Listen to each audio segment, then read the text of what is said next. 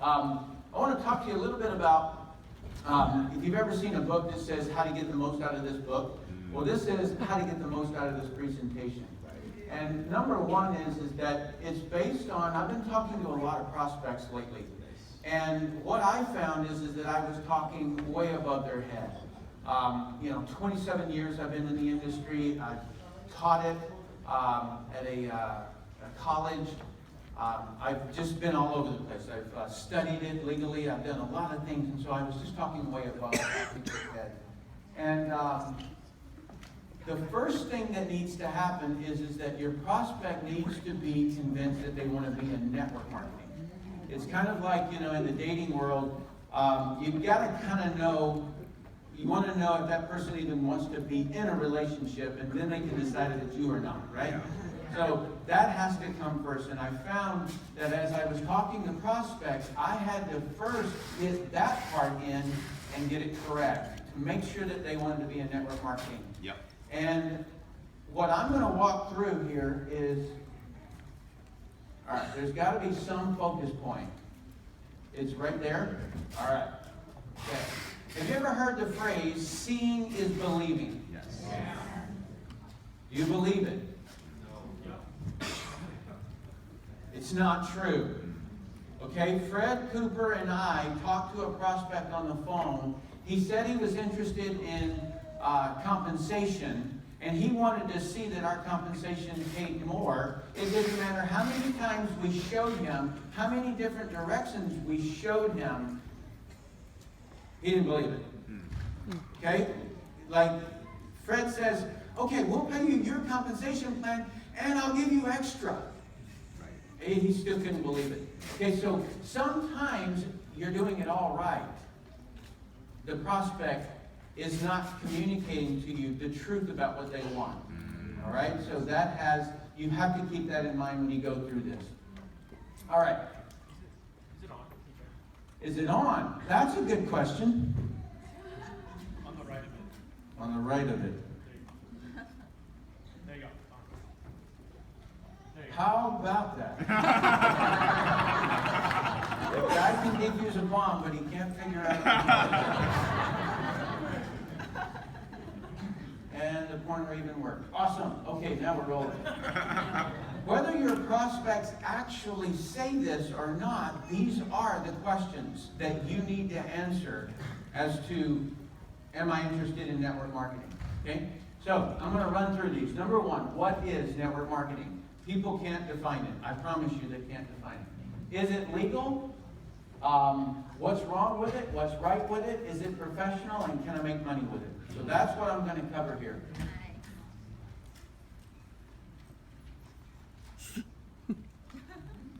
All right. Let me cycle it off and on again. Okay, you know what I'm going to do here? I'm just going to say next slide. All right, so I'm going to cover what is network marketing. Next slide. There are people and companies that make stuff. Next slide. And there are companies and people who sell stuff. Those are the two broad categories, and that's all there is. Network marketing is on the sell side of the equation. Now, you can get very detailed sometimes, and you can say, but wait a minute, Deanna makes the products. Well, Deanna writes exactly what she wants in a product, and a manufacturing company makes it. Okay? So, yes, some companies get so big that they can now manufacture their own products. I don't want to get this confusing. I want to keep it simple. And so there's just people who make stuff and people who sell stuff. Network marketing is on the sell side. Next slide. Inside of sales stuff, there are two categories of people, or companies. Number one is retail sales. Those are walk-in retail sales, like malls, strip malls, kiosks, mom and pop shops. Number two, next slide, direct sales. The definition of direct sales is sales made outside of a retail store. Okay, so if it's outside of a retail store, it is direct sales. Examples are websites, door-to-door, telemarketing, flea markets, farmers markets, direct mail like catalogs, letters out, door hangers, postcards, and network marketing. Everybody clear that direct sales just simply means it's made outside of a store. It used to be, when network marketing first started, it was weird. And everyone assumed that we all went door to door. When the internet came out, when catalogs, like Sears catalogs, it started confusing people at that time. That, wait a minute, Sears is a walk-in store, but it's also direct sales because they do catalog sales. Okay, can you see how this has now morphed into an entirely different world? All right, so network marketing is just a part of that. Next slide. Network marketing is also known as multi-level marketing. Don't let anybody try to fool you that there's any difference. There isn't. Okay? Somebody wanted to try to hide from this word called multi-level marketing, and so they created network marketing as a term. But multi-level marketing, network marketing are the exact same thing. Next slide. In traditional sales, this is the way it's set up. So if you were to go to Microsoft, if you were going to Oracle, if you were going any other company, you're going to see that the human resources department will hire a sales manager, will hire sales reps. The sales manager manages those sales reps. When the traffic gets too much and overwhelms the sales manager, the human resources department will come in and they'll hire another sales manager, train that person up, and then hire sales reps for the manager. Get that? Yep. I call that, next slide, I call that multi-width marketing. Okay, because it's just going wide. Next slide. As a comparison, you have the same people, sorry I'm walking off the set, you have the same exact concept, but it just goes in a vertical fashion. But here is the greatest advantage, in my opinion, is that it's not a human resources department that's hiring these sales managers. It is taking someone who is a sales rep and developing them into a sales manager. And so when you see people walk up on the award ceremony, those are people who are stepping up in learning. They are becoming the sales manager, if you will. Right.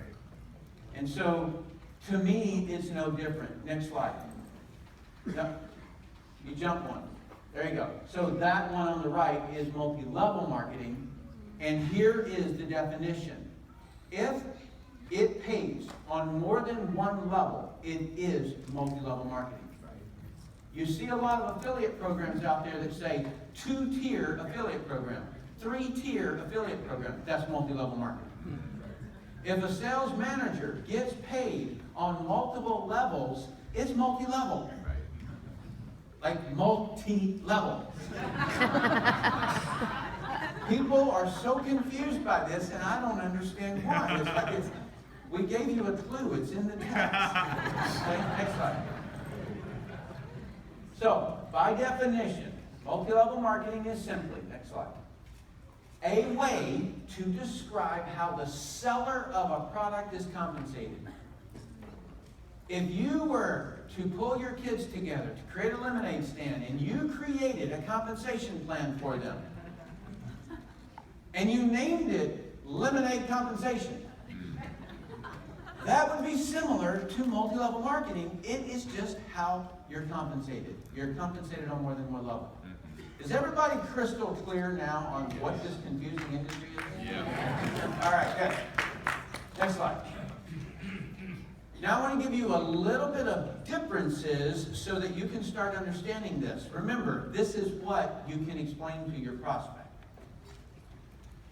In retail sales, there is traditionally more commission on the retail level. Not on your sales team, but on a retail level. In traditional, you might get 50%, 100%, maybe even 200% markup on the product, right? And so if you got a 50% commission and you got it on a $100 product, that's $50. Everybody see that? All right. And then if you got 10 customers, you'd make $500. Next slide. In network marketing, typically, until Fred got a hold of the Juve example, you get more. So let's say you only get 20 or 30% commission. times $100 product, so you make $20, times 10 customers, you make $200. You got the picture? Yeah. All right. So you say, well, we're taking a hit there. In retail sales, they make more per customer. Well, what we give up, next slide, is we get team commissions. And if you only got 5% on your team, and you had a team of 100 people, and they got 10 customers, now you're making $5,000. So it's $5,000 plus your $200, so you made $5,200 as opposed to $500. So we take the hit on the retail commission, but we make it up on team sales. All right? That is the fundamental difference in traditional marketing versus network marketing. Right. All right, next slide. Is it legal? Next slide. I am not going to go into the legal side. We're obviously not illegal as an industry.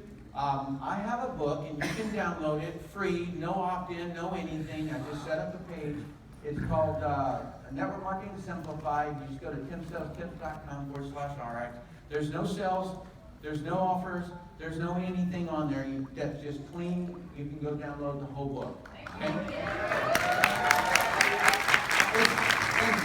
It's because what I'm explaining to you, I want you to go and use with your prospects, and I don't have time to cover all of the detail of it. It's the only reason I'm doing that. Okay, next slide. What's wrong with it? What's wrong with network marketing? Now, this is the thing that I'm telling you. Your prospect won't say this. They won't ask this, but they have it. Yep. Okay? So that's why I'm covering this. Next slide. First of all, there's no perfect industry, and if you have one, let me know. Okay, it doesn't matter. Stock trading, doctors, dentists, everybody has a bad in their industry, right? So that's the first thing. Next slide. One of the things that's wrong is that the model confuses people. If you go to like a restaurant or something like that, you walk in and you see customers all over the place, and you see the waitress who is the salesperson, and then you see a sales manager or the presence of. In other words, everybody's right there. You're looking at them. Right. In network marketing, you are the customer, you are the sales rep, and you are the sales manager. And so people are kind of confused when they look at that. They're like, well, where's the customer? Where's the this and where's that? Well, it's all in one. And that confuses people, and so it takes some explanation. Next slide. Typically, in network marketing, there is a less focus on getting customers. And what that causes is who or where is the customer? All right, so you have to explain that. Next slide. People can't discern or define a pyramid scheme versus an MLM company. They can't define it. And when you can't define a pyramid, you can't differentiate it from MLM. If you can't define MLM, then you can't differentiate it from a pyramid. You have to know the definition of both to be able to see the difference. Make sense? Yep.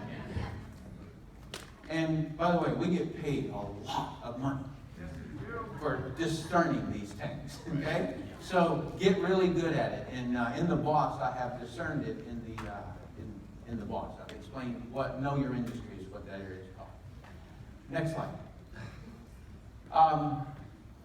And also, not a lot of people understand that there's not a lot of money on the front end of the compensation plan. Right. And so they'll look at the retail and they'll say, $30 on a $100 product? How am I going to get rich doing that?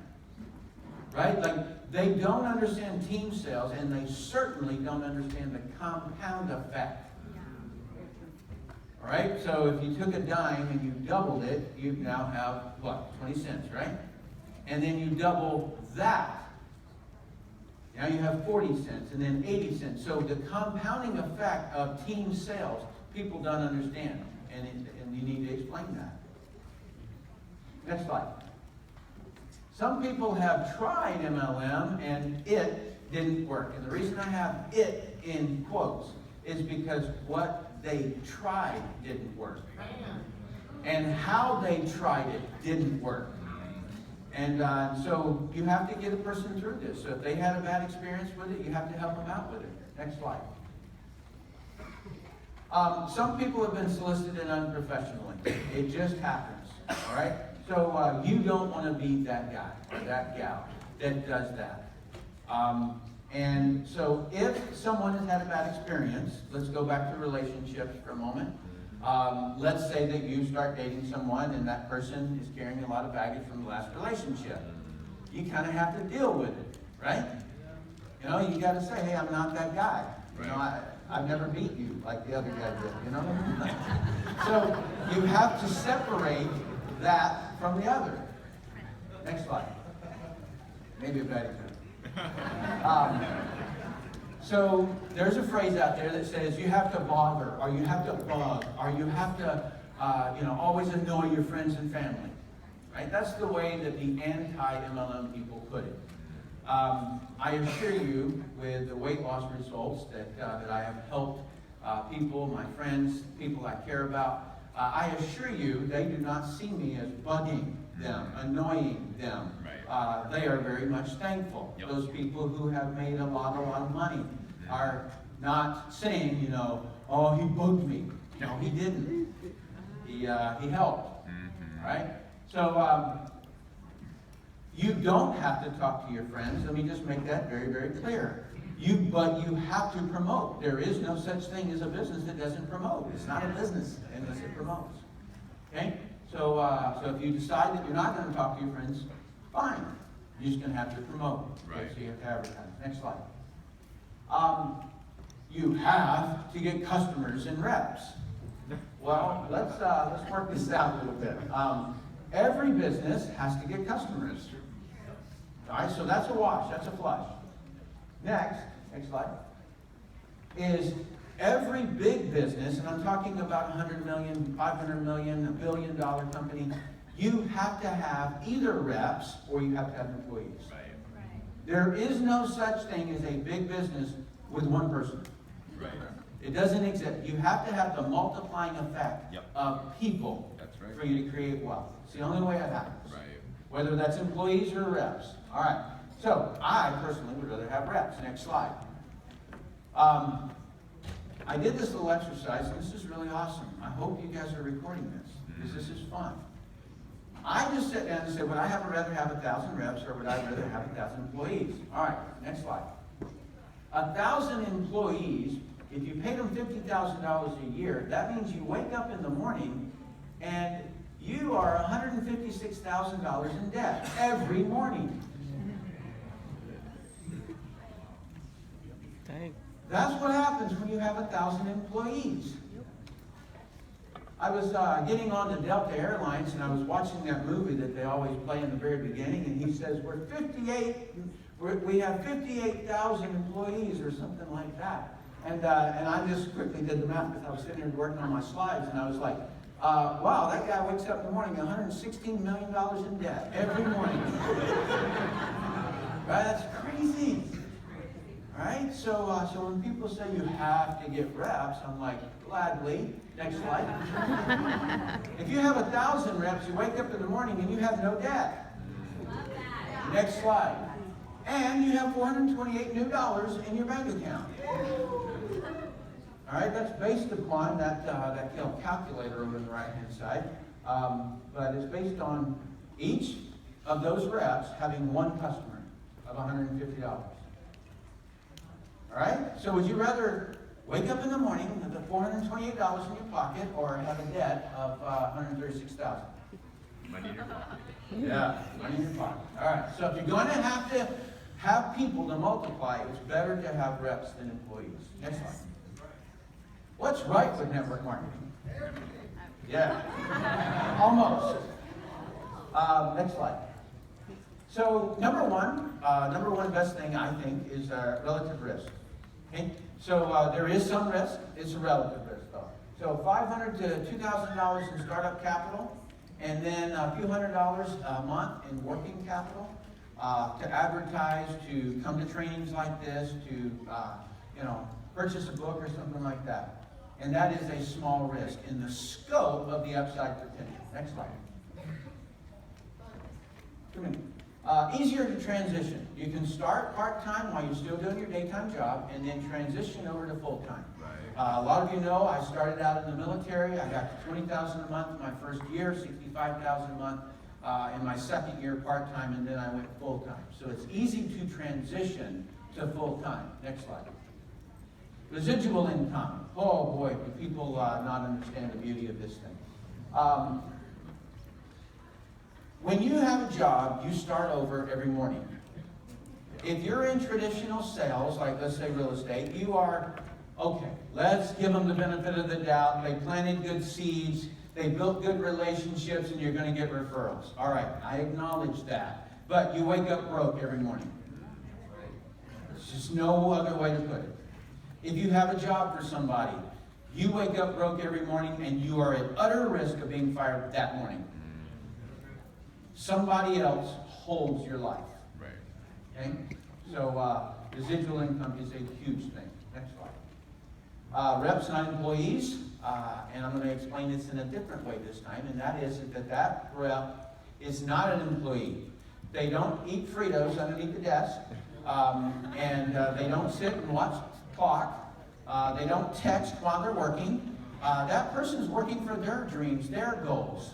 They're not watching the clock and busting out of there 5 minutes before because they're heading on vacation this weekend. It's not their mentality. They work through the weekend. Right? They're busting it out there. All right, next slide. Live anywhere and build your business. And I can't emphasize this enough in the current civil unrest that's in America right now. I don't know if you guys noticed, but there's terrorism on our home front. Okay? So I want to choose where I live. Yep. All right, you can see my life there. I like to have my sons, plural now. I like to have my sons in close. I like to have, I live in a farming community. I have a river that runs through my backyard. I have a food, I have food producing property. This is what my wife and I choose to have as our life. The guy that lives next door to me, he has 30 acres, and he is an elderly man. He's in his mid-90s, and I was talking to one of his sons leaning against a fence post.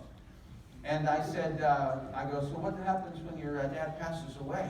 And he said, he goes, oh, we'll inherit property. And I said, are you going to move here? And he goes, no, I work down in the city there. I'd love to, but I live down in the city. I would have to work down in the city. How sad. He's not living where he wants to live. He's living where his boss wants him to work. Do you see that that's like a brainwash? Like, wait a minute, you just said you wanted to live here. Quit the job. What would I do? Gee, I don't know. Next slide. Family business. If you can't tell, I love my wife. I love that we have the same common conversations every day. Oh, so-and-so is doing this. So-and-so is promoting this. So-and-so is doing that.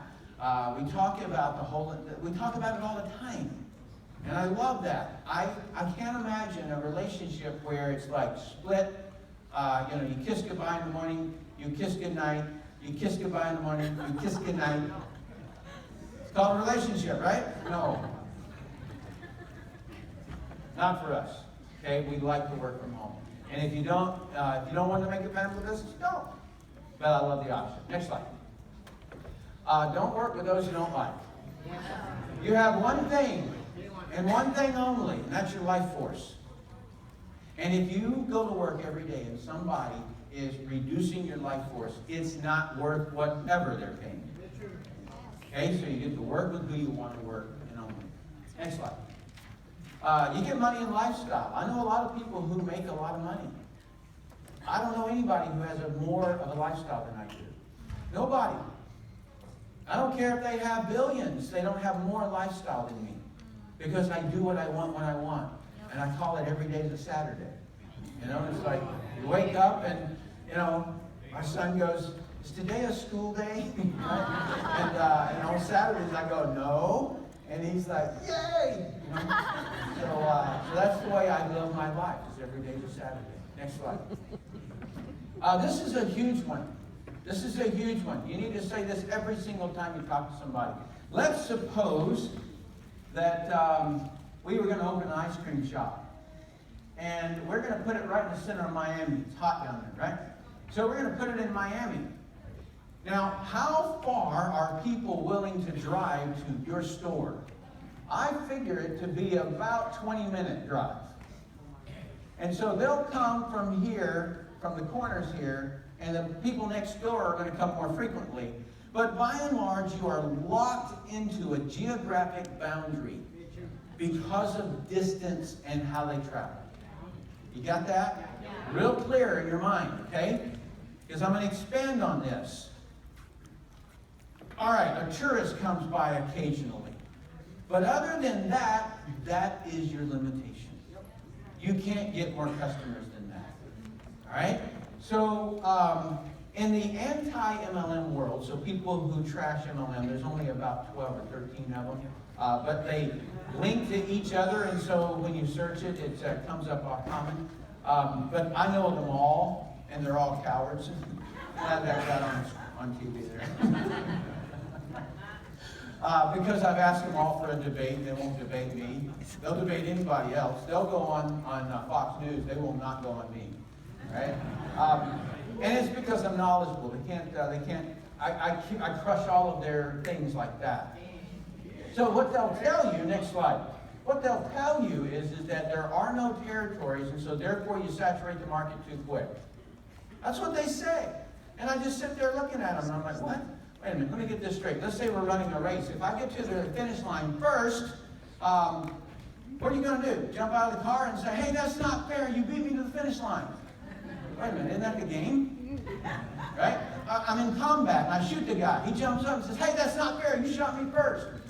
I don't know what the game was here, but I kind of didn't want to get shot, so I shot you first. Sorry, I didn't play fair. In other words, who taught this guy that territories is the way to go? No. People who want territories are lazy.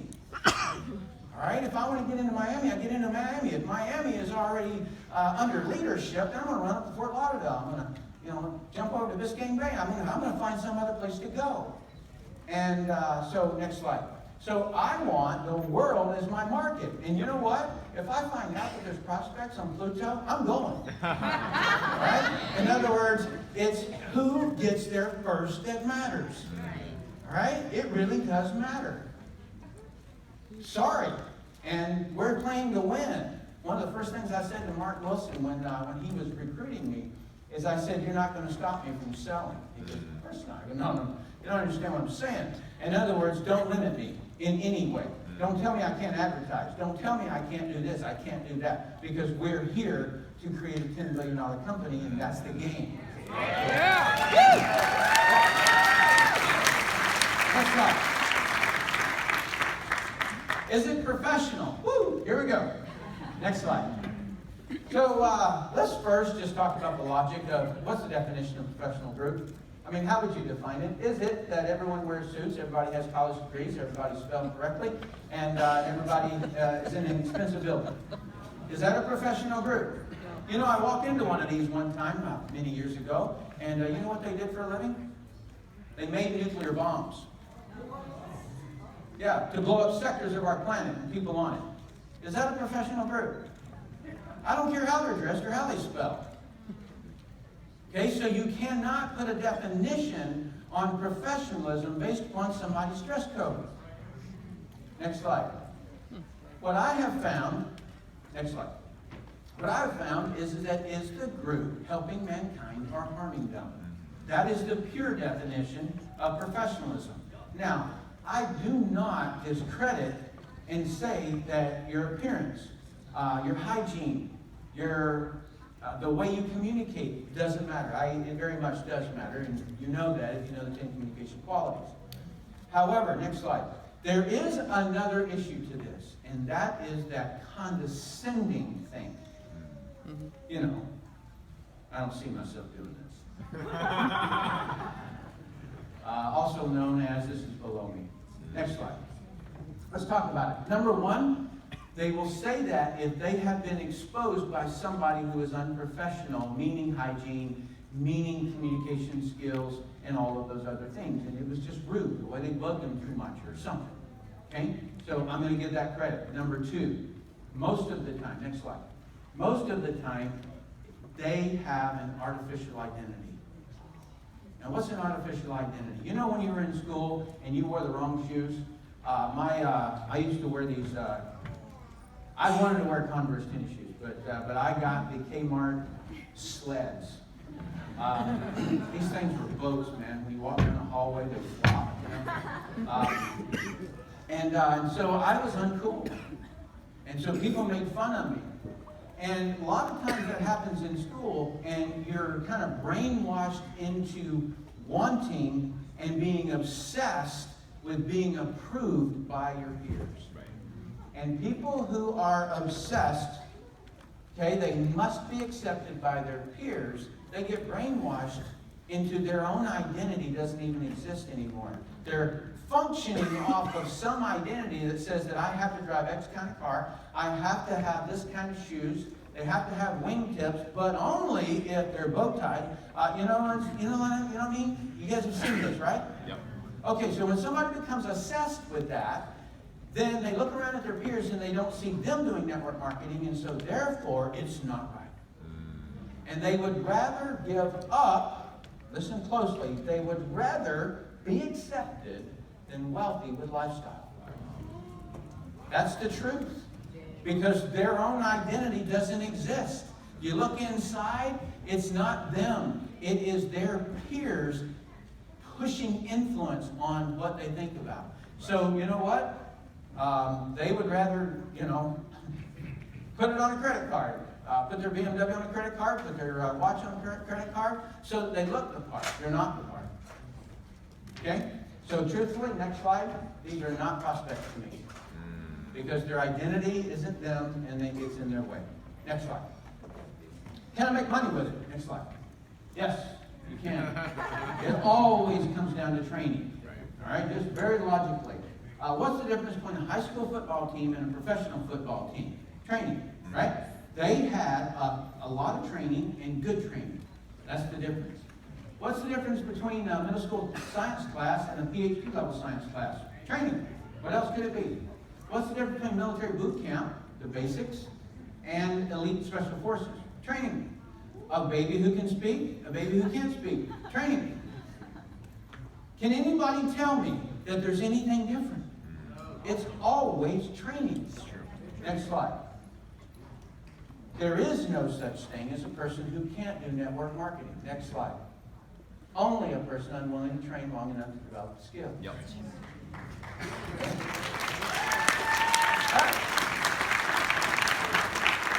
That's right. After training, this is a big one. After training, then you have to go into activities. Your activities have to shift to those things that yield results. All right, a lot of people in education keep educating. You know what, I'm not going to do what I trained to do. I'm going to teach what I trained to do. You see, there's a bridge, and you watch it. The more education you get, it's good. And then at some point, you lose the confidence that you can do. And so you have to train about the distance of the boss and then go do. And it's engaging in doing that you actually start moving up. Okay, so do. So educate, do, educate, do, so that you don't end up just teaching. Right. Next slide. Some prospects, and I'm going to give you the difficulty here, some prospects are going to say yes. What do? You ensure that they get results. Number 2. Next slide. No, they're going to say no to you. Thank them for considering it. Move on. That's just, Next slide. Let me think about it. If they say that, then you're just going to keep following up until you get a yes or no. Does that seem hard to any of you? No. Please raise your hand if you see that as being hard. Good thing. Next slide. Next slide. People who tell me that is hard have lived a plush life. They should try defusing underwater bombs. This thing is not hard. This is the easiest thing in the world. Right? It really is. All right. Next slide. So that was how I explained network marketing. Now I want to talk to you about why I chose ARIIX. All right? Next slide. I'm not going to go through all of these. These are the things, in other words, when, and listen very closely for a moment. When a person does not know how to evaluate a business, then they have to listen to the opinions of others. Okay? And oftentimes, that's the reason people go into a business, is because of the opinions of another. And I know how to evaluate this industry. I might not be able to know how to evaluate a cow, but I can evaluate this business real well. Number one is, will the company go long term? You have to solve that out. Number two is, will the product sell outside the network? Will it grow and continue to grow? Will you be compensated well? Is it professional? You know what? That's not supposed to be right. It's all right. You didn't do it. I did. Okay. And then will the training result in result? Okay? That's what you're looking for. Those are the way you evaluate. I'm going to walk that through. I'm not going to go do all of them. I'm going to do a couple of them. Next slide. If you want to see the full thing in detail, you can go to ARIIXreps.com, search Tim Sales, and you'll see a video called Why Tim Sales Chose ARIIX. You can see the whole video there. Right. Now, listen closely. I always discuss the following with MLM prospects. All right? I never discuss all of this with non-MLM prospects. And that is where I need to make sure that you get it, because that's a PhD level. That video is a PhD in this industry. Yeah. So it's not to be sent to your next door neighbor who, you know, works at Morgan Stanley. Wait a minute, they're out of business right now. Sorry. I had a next door neighbor that worked at Morgan Stanley. He used to always look downward over the fence at me. Next slide. All right, so will the company go long term? Next slide. I know how to evaluate. I was on the inside of these guys for several years, so I knew them very, very well. Right? That's the bottom line on how I was able to evaluate them. Most of the time, you don't get that kind of forensic research like I got. I was on the inside. I saw behind the curtain before they ever, you know, like I was back there before they would come out here, and I would see what the level of difference was. All right, so I knew a lot about it. I had consulted about 200 network marketing companies, so I'd been behind the curtain on a lot of companies, so I knew what to look for. This thing right here, the reps agreement, next slide, this is a big deal. It's called the Bill of Rights inside of it, and that determines whether you go long-term with the company or not. And this is a big deal, and every prospect that I ever talked to who has network marketing experience, I talk about this. Right? A lot of them don't believe me.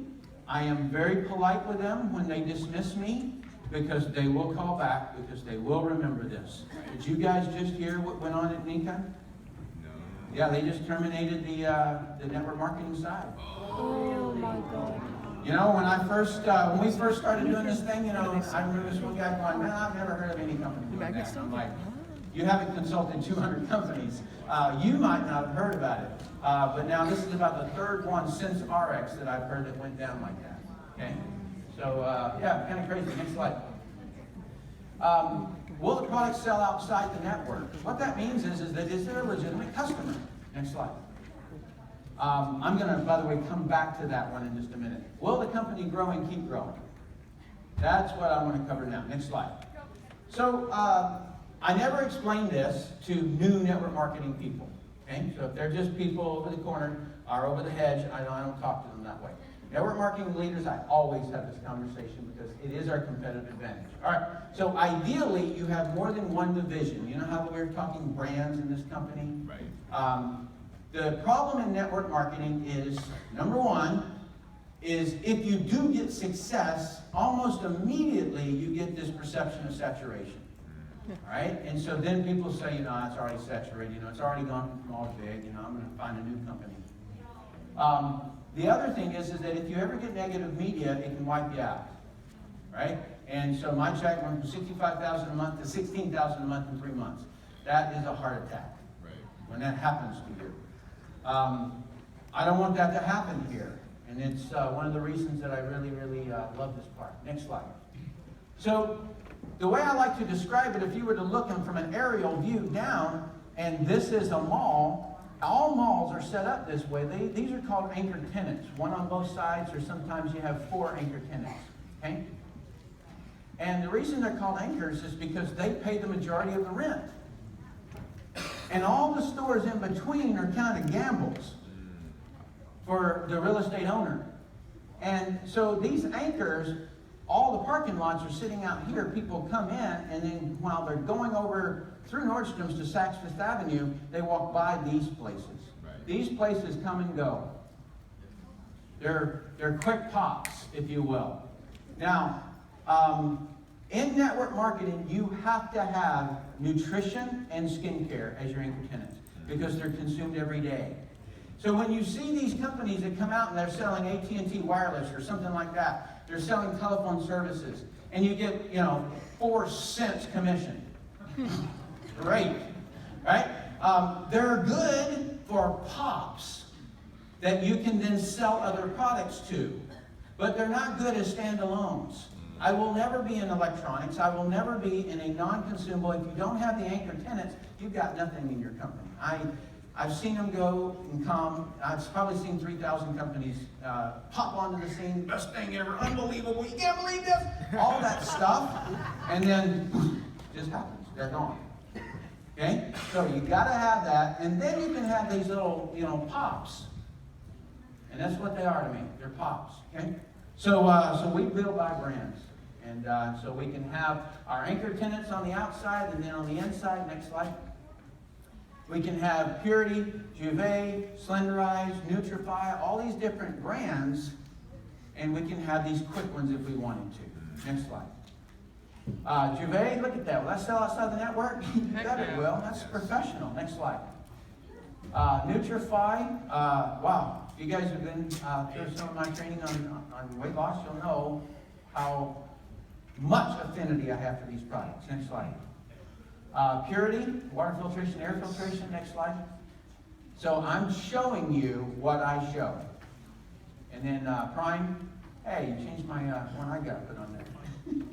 Somebody went in there and changed that because I had a cool one. Next slide. All right, and then weight loss. And it's no surprise to anybody. I have chosen Slenderize as the brand I'm going to promote to most people. MLM leaders, I tell them what I just showed you.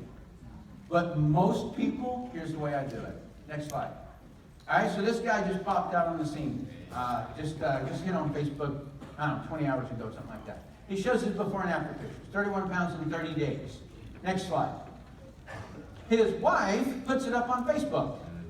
And it took about 3 hours to have 7 people say, send me a link on how I can get this. And I have them right there so you can see it. Audrey West, are you in the room? All right.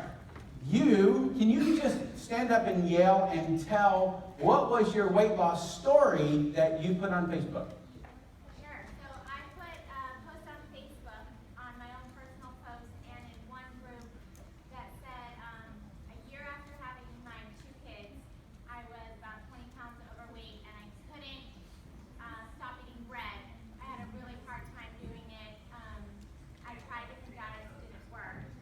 And I'm obviously paraphrasing this, but then I said, I did this program, I lost the 20 pounds, I completely got rid of all my carb and sugar and bread cravings, and now I'm 20 pounds lighter.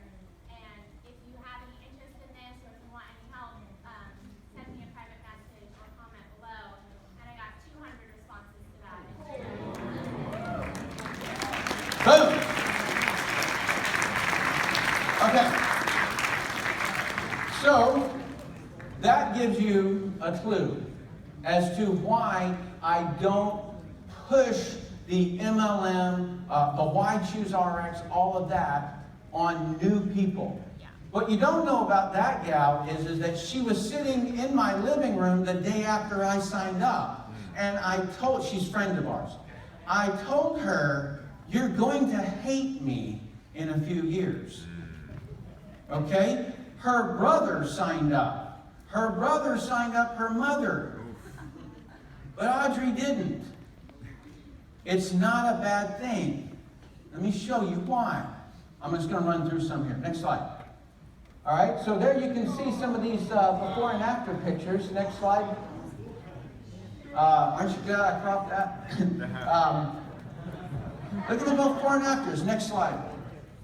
This guy lost 137 pounds in a year and 8 months. Look at that difference.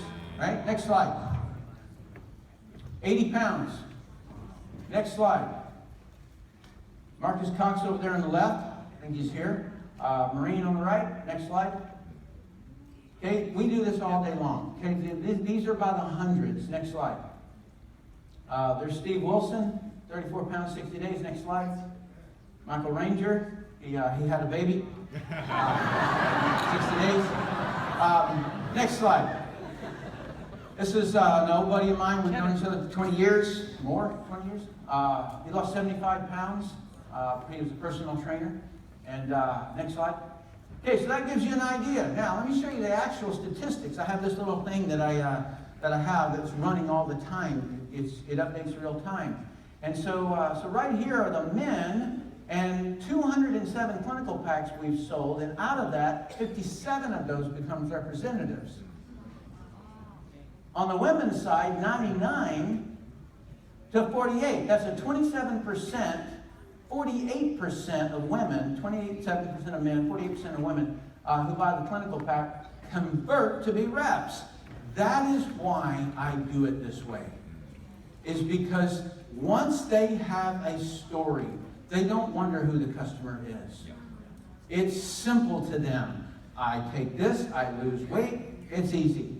And so that's the reason that's the way I prefer non-MLM people. Okay, next slide. That is where I show you that, will it sell outside the network? Because all of those are just customers. Yep. Okay, next slide. Will I be compensated well? Next slide. You guys know this already, but the things that I cover is that I like to work people, not comp plans, and it doesn't matter in this comp plan, wherever somebody is, I can work with them. And I love to work with energetic, powerful people, and so I just, that's why I work comp plan, or I work people, not comp plans. 30% more than any of them. I've seen them all. This one has about 30% more income. Big print giveth, small print taketh away. That is a rule in this industry, and this company does not have a small print. They don't have the tripwires that normally steal the comp plan from you. Next slide. So yes, you can make money. You got to remove all your excuses and just go. That's the bottom line. Next slide. That little boy up in the left-hand side, that's me. And I had a dream. I was in JCPenney's, and I saw that bicycle right there. It was the first 10-speed with disc brakes bike in the world. And I sat there while my dad walked around JCPenney's, went on over to Sears, came back. I'm sitting there staring at this bicycle. I came home, and I used my dad's lawnmower, and I mowed yards for 2 years and raked leaves to get that bicycle. All my friends thought I was crazy because I wasn't playing ball in the street. Right? We always had sticks and rocks and would play ball in the street. And then one time I drove by, next slide please, and my friend said, man, that bike is cool. I wished I had one of those. And I said, well, there's a neighborhood that I haven't hit yet. If we walk through the backwoods and get there, you can use my lawnmower and I'll help you. And his phrase to me was, too far to walk. So he didn't get a bicycle. Next slide. While I was in the military, that's a very famous dog, for those of you who have listened to Professional Inviter, that dog's name is Buckshot. That's me in the military. I took a course on learning how to do body repair on a car, and Bondo and paint and stuff like that. And what I would do is that I would go to the mall. I lived in Hawaii. I'd go to the mall and I would create a quote, like a price quote on a door ding on somebody's car, and I'd put it in the windshield and say, "I'll fix your car for you." And then on the weekends, when I was off of the military work, I would fix cars. And I'd walk the mall parking lots and put quotes. I'd probably put 200, 300, 400 quotes out in an entire day, so that I could then work the next weekend in fixing the cars, right? And so I bought, next slide, I bought a Jeep. I made enough money to buy a Jeep that was wrecked, And I just had to put a new hood on it and a fender and a windshield. I spray painted it, and now I had a convertible. Well, nobody in the military at that time ever had a car. And so you were the coolest guy in the world if you had a convertible like I had. And so my best friend who I was in the same barracks with, he goes, man, you are so lucky. And I said, dude, it's not luck. I can do it for you. I can do it with you. I'll show you how. I'll paint the cars. You just go out with me and I'll show you how to do it. We went out and we're walking in Waikiki at the mall, and we got this, we kept putting out quotes. And after a few hours, like about 6, next slide, he said these words: 6 hours walking a parking lot, this is stupid. Next slide. This is the last picture that I had before I joined network marketing. Okay, so I don't look like a nice guy there, right? I was not a nice guy. You did not want to meet me at that time. I had to develop skills in all kinds of things. So I got into a skincare company in network marketing as an ad. And so I was having like this marine mud that pulled pimples out, various different things. And I got my friends. I had about 5 that were in my platoon. And I got them and I sat down in my living room and I was sharing this whole thing. We had like a Harley Davidson parked in the living room. It was tilted, and anybody know a Harley that doesn't leak? There's not one. And so it's sitting in the living room and I'm talking to these guys about what this is. And my best friend is looking like this the whole time, expressionless. And when I got done, I go, so what do you guys think? Next slide. Tim, you become a sissy. He didn't use that word. He used another word. That almost suffice. And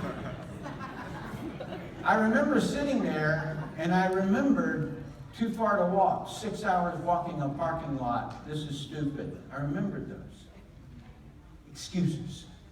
And so I kept going. Next slide. It took me 5 years to get to $150,000 a month of residual income, and I retired and kept that income for 18 years. Next. Thank you. Next slide. I then was asked to teach at the University of Illinois at Chicago. Imagine me, teach. Are you kidding? All right? I didn't need a scholarship for school. I hated school. There's no school would get me in them because I didn't want to do school. I hated school. But here I am, a professor. Are you kidding? Next slide. Interviewed by Larry King. Next slide. Grant Cardone on network marketing. That was awesome.